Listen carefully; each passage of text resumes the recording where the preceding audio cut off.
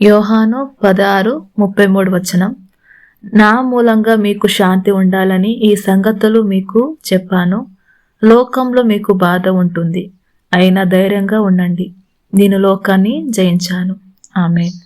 16:33 అనేది జీవితంలో అనివార్యమైన కష్టాలను అనుభవించినప్పటికీ విశ్వాసులు అంతర్గత శాంతిని మరియు ధైర్యాన్ని కలిగి ఉండగలరని యేసు ఇచ్చిన వాగ్దానం.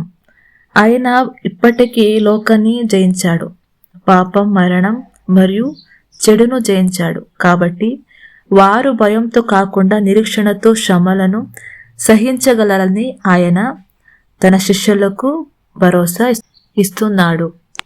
ఆమేన్. యోహాను 16:33 యొక్క ముఖ్య అంశాలు.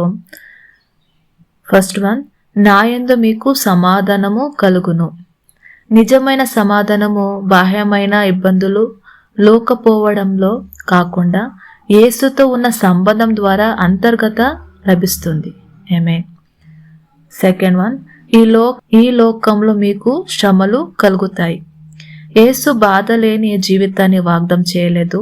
దానికి బదులుగా పోరాటాలు, హింస మరియు హృదయ వేదన అనేవి జీవిత వాస్తవాలని అతడు చూపిస్తున్నాడు. థర్డ్ వన్, ధైర్యం తెచ్చుకోండి లేదా ఉత్సాహంగా ఉండండి.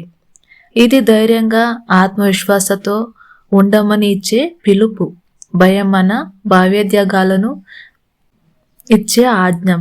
ఎందుకంటే అంతిమ యుద్ధం ఇప్పటికే గెలిచినట్లే. ఆమేన్. ఫోర్త్ వన్, నేను లోకాన్ని జయించాను. శిలువపై తనకు రాబోయే విజయం మరియు పునరుత్థానం ఇప్పటికే నెరవేరాయని యేసు ఈ విధంగా చెబుతున్నారు. ఆయన ఈ భ్రష్టమైన లోకపు శక్తిని ఓడించి చెడుకు అంతిమ విజయం దక్కకుండా చూశారు. ఆమేన్.